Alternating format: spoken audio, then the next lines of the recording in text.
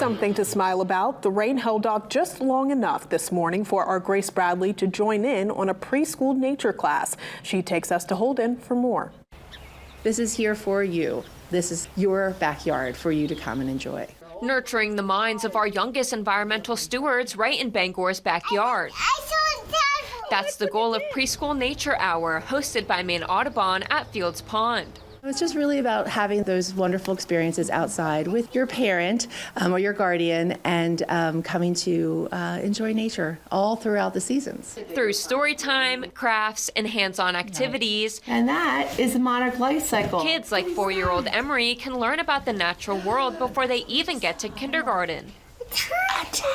That's our mission, is to help people understand their wildlife community and all that we need to do to help support that. Places like Fields Pond serve as a natural playground to explore our local ecosystems. And programs like the Preschool Nature Hour only cultivate this curiosity, introducing little ones to their natural neighbors and the whole wide world that surrounds them. Tell me about what you saw in the pond. I saw tadpoles. What are tadpoles?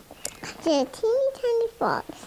I remember my own children at 3 and 4, why mommy, why mommy? And so it's wonderful to answer those questions outside together, and actually showing them and going out and exploring is sometimes that aha moment for them, like, it's not just in the book, it really does happen in nature. My biggest effort with children is just have that exposure. The more you can expose your child to different experiences, the more you're opening different pathways for them to continue.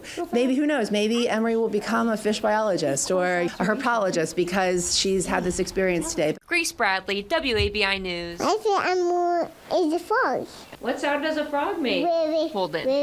really.